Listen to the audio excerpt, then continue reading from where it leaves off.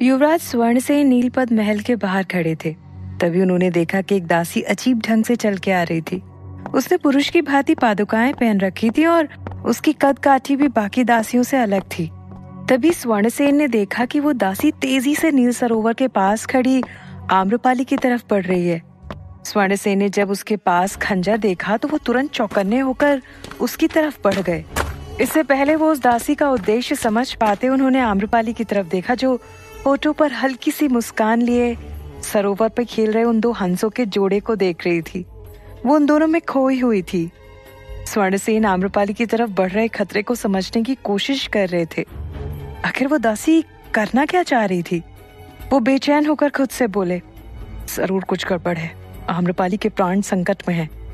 देखते ही देखते उस दासी ने खंजर पर अपनी पकड़ मजबूत बना ली। ऐसा लग रहा था जैसे वो आम्रपाली पर निशाना लगाने वाली हो। आम्रपाली और बाकी दासियों की नजर उस पर नहीं थी। वो तो आपस में बहुत खुश नजर आ रहे थे, लेकिन अगले ही पल उन्हें एक पुरुष के चीखने की आवाज आई।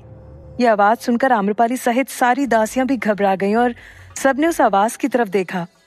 वहां दासी के वेश में एक पुरुष जमीन पर मुंह के बल गिरा हुआ था, जिसके हाथ में एक खंजर था। उस पुरुष को देखकर सारी दासियां चीखने लगी। चीख सुनते ही आसपास खड़े सारे सैनिक उस दिशा में भागे। कुछ उस पुरुष के पास गए और कुछ आम्रपाली और उन दासियों को सुरक्षित करने के लिए उनकी तरफ भागे। वहीं पीछे स्वर्णसेन खड़ा था, जिसने वक्त रहते उस दासी पर अपने खंजर से वार कर दिया था। जैसे ही उस पर खंजर लगा, वो करहाते हुए वहीं ढेर होकर गिर पड़ी। उसकी आवाज से पता चला कि वो दासी कोई स्त्री नहीं बल्कि एक पुरुष था। स्वर्णसेन आम्रपाली और दासियों को सुरक्षित रखने के लिए उनकी तरफ भागे, लेकिन जब तक वो वहां पहुंचे सैनिक उन्हें अपने साथ महल के अंदर ले जा चुके थे। उनके पीछे पीछे स्वर्णसेन भी महल के अंदर जाने वाले थे। उन्होंने अपना कदम उठाया ही था कि तभी उन्हें महारानी को दिया हुआ वचन याद आ गया कि वो आम्रपाली के महल में तब तक नहीं जाएंगे जब तक कोई ठोस वजह ना हो। ये ख्याल आते ही युवराज ने अपने पैर तुरंत पीछे कर लिए और वहां से वापस लौट गए, लेकिन आम्रपाली जो इस हादसे से घबरा गई थी, बार बार पीछे पलट कर देख रही थी। आखिर वहां हुआ क्या था? तभी उसने चलते चलते युवराज की एक झलक देख ली थी। युवराज वहां से वापस तो लौट गए थे, लेकिन आम्रपाली के मन में कई सवाल उठ रहे थे। युवराज स्वर्णसेन यहाँ क्या कर रहे थे? आखिर वो दासी के वेश में पुरुष कौन था? क्या वो पुरुष हम पर आक्रमण करने आया था?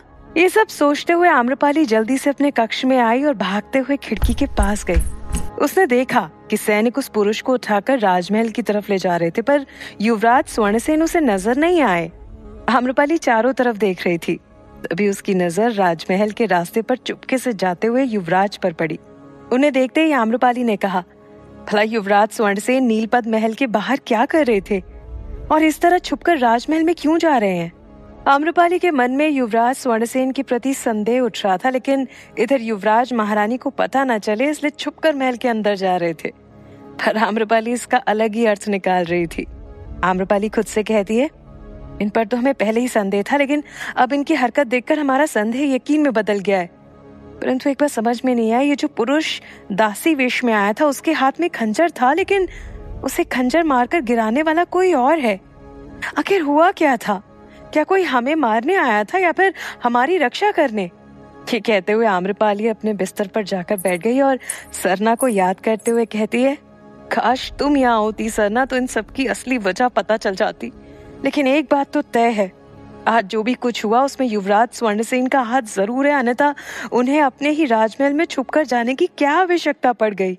इधर राजमहल के अंदर युवराज स्वर्णसेन चोरी छुपे प्रवेश कर रहे थे, लेकिन इससे पहले वो अपने कक्ष में जा पाते महारानी ने उन्हें देख लिया। महारानी ने कहा, क्या बात है पुत्र, तुम इस तरह छुपकर कहाँ से आ रहे हो? महारानी की आवाज सुनकर युवराज थोड़ा घबरा गए और खुद में बड़बड़ाते हुए बोले, लो हो गई गड़बड़, जिस बात का डर था वही हुआ। बस अब माँ को पता न चले कि हम नीलपद्म महल के पास गए थे, अन्यथा वो बहुत क्रोधित हो जाएंगी। इतना कहकर युवराज महारानी की तरफ मुड़े और बड़े सहज अंदाज में बोले, माँ हम छुपकर कहाँ आ रहे हैं? और जब ये राज्य हमारा है, राजमहल हमारा है, तो हमें छुपकर आने की क्या आवश्यकता? महारानी युवराज की बातों में आ गई और भोजन के लिए बोलकर वहां से चली गई। लेकिन जिस तरह से परिस्थिति बन रही थी, उस आधार पर आम्रपाली के मन में युवराज के लिए संदेह पूरी तरह से यकीन में बदल गया था। उन्हें इंतजार था तो बस सरना के वापस आने का। वहीं अवंती में सरना गुरु कुमार भट्ट से विदा लेकर वापस जाने के लिए तैयार थी। वो सीढ़ियों के पास रखे पानी के पतीले के बगल में खड़ी थी और उसने जाते जाते कुमार भट्ट से कहा, गुरुदेव आप निश्चिंत रहिए, देवी आम्रपाली सही सलामत है। वो ये कह ही रही थी कि तभी उस पतीले में उसे एक चेहरा दिखाई दिया। उस चेहरे को देखते ही वो हैरान रह गई। एकाएक उसके मुख से निकला, ये तो स्मिता है। ये परछाई सीढ़ियों से लगे हुए ऊपर के कक्ष से बन रही थी। सरना ने झट से ऊपर देखा, लेकिन अब वहां कोई नहीं था। उसे बेचैन देखकर कुमार भट्ट बोले, क्या हुआ पुत्री, अचानक तुम इतनी परेशान क्यों हो गई? सरना कुमार भट्ट को कुछ भी नहीं बताना चाहती थी। वो नहीं चाहती थी कि इस सत्य की वजह से वो परेशान हो, इसलिए उसने असल बात छुपाते हुए कहा, कुछ नहीं गुरुदेव, बल्कि अगर आपकी आज्ञा हो तो क्या मैं आपकी नृत्यशाला देख सकती हूँ? कुमार भट्ट ने मुस्कुराकर कहा, अवश्य, ये भी कोई पूछने वाली बात हुई। सरना तेजी से सीढ़ियां चढ़ते हुए उस कक्ष की तरफ भागी, लेकिन वहां पर सिर्फ 2 लड़कियां थी। सरना बेचैन होकर खुद से कहती है, हमने जो परछाई देखी थी वो स्मिता की थी। हमें उसे पहचानने में कोई गलती नहीं हो सकती। हो ना हो वो यहीं पर है। उसने वहीं बैठी उन दोनों लड़कियों से पूछा, हमें क्षमा कीजिए, लेकिन कुछ देर पहले यहाँ पर एक लड़की खड़ी थी, तो क्या आप दोनों हमें बता सकते हैं कि वो कहाँ गई होगी? दोनों लड़कियों ने एक साथ कहा, क्या आप मैत्री के बारे में बात कर रही हैं? मैत्री? ये मैत्री कौन है? सरना तुरंत बोली, नहीं, हम मैत्री के बारे में नहीं बल्कि स्मिता के बारे में पूछ रहे हैं। दोनों लड़कियों ने कहा, यहाँ पर तो स्मिता नाम की कोई लड़की नहीं रहती, आपको शायद कोई वहम हुआ होगा। सरना ने उन लड़कियों को कोई जवाब नहीं दिया और वहां से निकलकर आगे के कक्ष में स्मिता को ढूंढते हुए कहा, आखिर ऐसे कैसे हो सकता है? जो परछाई हमने देखी थी वो स्मिता की थी, फिर वो अचानक से कहाँ जा सकती है? और ये लड़कियां ऐसा क्यों कह रही थी कि यहाँ स्मिता नाम की कोई लड़की नहीं रहती? सरना स्मिता के इस रहस्य में उलझती जा रही थी। उसने अवंती से वापस लौटने का इरादा बदल लिया और निर्णय किया कि कुछ दिन यहाँ रुककर स्मिता के बारे में पता लगाएगी। अगर उसकी परछाई दिखती है तो हो ना हो स्मिता आसपास ही होगी। वो वापस कुमार भट्ट के पास गई और उनसे बोली, गुरुदेव, रात काफी हो गई और मौसम भी ठीक नहीं लग रहा है। अगर अवंती में हमारे रुकने की कोई व्यवस्था बन जाए तो हम आपके सदैव आभारी रहेंगे। कुमार भट्ट ने सरना के रुकने की तुरंत व्यवस्था करा दी और वहां से चले गए। अगले दिन सुबह नीलपद महल में आम्रपाली को पता चला कि कल रात जिस पुरुष पर खंजर से वार किया गया था वो उसे मारने आया था। वो पुरुष एक खूंखार लुटेरा था जिसे वैशाली से देश निकाला की सजा दी गई थी, लेकिन वो वापस राजमहल तक कैसे पहुंचा, ये अब भी एक रहस्य बना हुआ था। जिस सैनिक ने आम्रपाली को ये सारी बातें बताई थी, आम्रपाली ने उसे बुलाकर दोबारा पूछा, जब से उस लुटेरे को देश निकाला की सजा दी गई है उसके बाद वो कितनी बार वैशाली में देखा गया है? तो सैनिक ने कहा, नहीं देवी, देश निकाला के बाद उसे प्रथम बार ही वैशाली में देखा गया है। आम्रपाली ने सैनिक को वहां से भेज दिया और खुद से कहा, कहीं ऐसा तो नहीं कि युवराज स्वर्णसेन उस लुटेरे को वैशाली लेकर आए हों? लेकिन वो ऐसा क्यों करेंगे? और अगर उन्होंने ये नहीं किया तो उन्हें छुपने की क्या आवश्यकता थी? वो महल में अंदर आते आते क्यों रुक गए? युवराज को लेकर आम्रपाली के मन में कई सारे सवाल उठ चुके थे। उसने अब खुद से ही इन सब के बारे में पता लगाने का निर्णय लिया और एक दासी को कुछ स्वर्ण के सिक्के देते हुए कहा, तुम्हें राजमहल में हर एक व्यक्ति और खासकर युवराज स्वर्णसेन पर नजर रखनी होगी। जरा सा भी संदेह होने पर तुम तुरंत हमें बताओगी। दासी आम्रपाली की बात मानकर वहां से चली गई। इधर राजमहल में राजगुरु बहुत परेशान थे। उनके षड्यंत्र पर एक बार फिर पानी फिर गया था। वो बेचैन होकर अपने कक्ष में इधर से उधर चल रहे थे। सचदेवा भी वहां पर मौजूद था। उन्होंने खुद में ही चिढ़ते हुए कहा, सोचा था इस बार ये वार आम्रपाली का अस्तित्व मिटा देगा, परंतु न जाने किसने वक्त पर आकर सारा पासा पलट दिया। 100 सोने के सिक्के देकर उस लुटेरे को बुलवाया था, सब बर्बाद हो गए। ये सुन सचदेवा ने कहा, गुरुदेव, आम्रपाली की उम्र बहुत लंबी है, आपके दोनों प्रयास विफल हो गए। इससे स्पष्ट होता है कि भगवान भी उन्हें अपने पास नहीं बुलाना चाहते। आप इस बात को क्यों नहीं समझ रहे? उसकी बातों से राजगुरु भड़क उठे और अपना सारा गुस्सा उस पर निकालते हुए कहा, न जाने मैंने किस अशुभ घड़ी में तुम्हें अपना शिष्य बनाया था।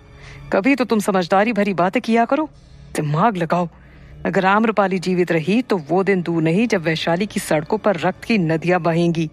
सचदेवा कुछ सोचते हुए कहता है, लेकिन ऐसा क्यों होगा? वो भला ऐसा क्यों करेंगी? राजगुरु ने कहा, आम्रपाली के सौंदर्य ने तुम्हारे दिमाग को खोखला कर दिया है सचदेवा।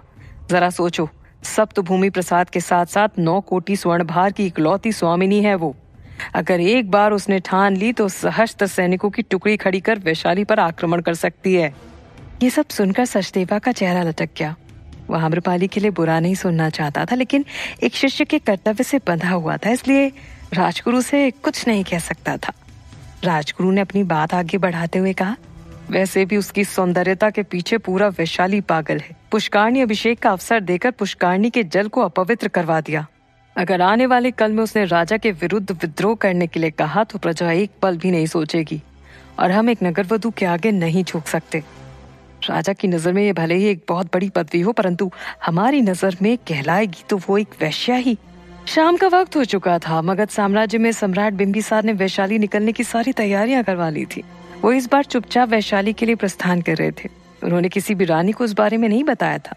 सम्राट अपने कक्ष में थे कि तभी अंतेनाग उनके कक्ष में आया और बोला, सम्राट, वैशाली में आपकी सुरक्षा की सारी व्यवस्थाएं करा दी गई हैं। इस बार कोई भी आपको नहीं पकड़ पाएगा। आपके आने की खबर हमारे 2 गुप्तचरों को दे दी गई है। उसके अलावा किसी को भी इस बारे में ज्ञात नहीं होगा। हम निश्चिंत होकर वहां जा सकते हैं। सम्राट ने कहा, इस बार चाहे जो हो जाए आम्रपाली हमारे साथ होगी।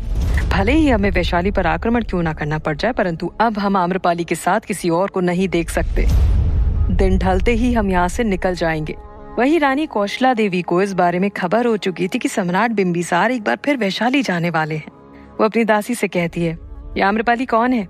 इसके बारे में जल्द से जल्द सारी खबर हमें चाहिए। हम भी देखते हैं सम्राट बिंबिसार उसके पास कैसे जाते हैं। रानी चेलना अपने कक्ष में बैठी हुई थी और दासियां उनके पैरों से नाखून साफ कर रही थी।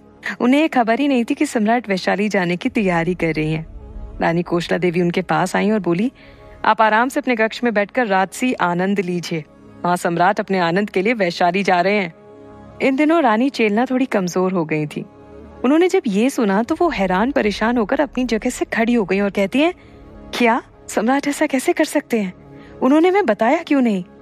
कौशला देवी ताना मारते हुए कहती हैं, बहुत समझदारी भरी बात कर रही हैं आप। शायद आपकी समझदारी का ही प्रभाव सम्राट पर पड़ा है। इससे पहले क्या वो बताकर गए थे जो अब बताकर जाएंगे? रानी चेलना, अगर हमने समय रहते कुछ नहीं किया तो कहीं ऐसा न हो कि हमारी जगह वो आम्रपाली साम्राज्य की महारानी बन जाए। अपनी बात खत्म करके कौशला देवी वहां से चली गई, लेकिन रानी चेलना का स्वास्थ्य बिगड़ने लगा था। वो अपनी जगह पर बेहोश होकर गिर पड़ी। दिन पूरी तरह से ढल चुका था। आसमान में तारे टिमटिमाने लगे थे और सम्राट बिंबिसार राजमहल से निकलकर अपने घोड़े के पास पहुंच ही चुके थे कि अंतेनाग ने उनसे आकर कहा, सम्राट आपको रानी चेलना की दासियां ढूंढ रही हैं। उनका कहना है कि रानी चेलना का स्वास्थ्य ठीक नहीं है। उन्होंने जल्द से जल्द आपको अपने कक्ष में बुलवाया है। रानी चेलना का स्वास्थ्य ठीक नहीं है सुनकर सम्राट ने अंतेनाग से कहा, तुम यहीं रुको, हम अभी उनसे मिलकर आए। सम्राट फौरन रानी चेलना के पास गए। रानी चेलना चुपचाप अपने बिस्तर पर लेटी हुई थी। आसपास सारी दासियां उनकी सेवा में लगी हुई थी। सम्राट उनके बगल में बैठते हुए कहते हैं, क्या हुआ रानी आपको? रानी चेलना के होठों पर हल्की सी मुस्कान थी। उन्होंने वहीं पर बैठे राजवैद्य की तरफ देखा। राजवैद्य ने कहा, बधाई हो सम्राट, आपके महल में बहुत जल्द बच्चे की किलकारी गूंजने वाली है। आप रानी चेलना के बच्चे के पिता बनने वाले हैं। ये सुनते ही सम्राट के चेहरे के भाव बदल गए। क्या अब सम्राट बिंबिसार अपना वैशाली जाने का निर्णय बदल देंगे? क्या होगा जब आम्रपाली को पता चलेगा कि युवराज स्वर्णसेन ने उनकी प्राण की रक्षा की थी? क्या सरना स्मिता को ढूंढने में कामयाब होगी? जानने के लिए सुनते रहिए।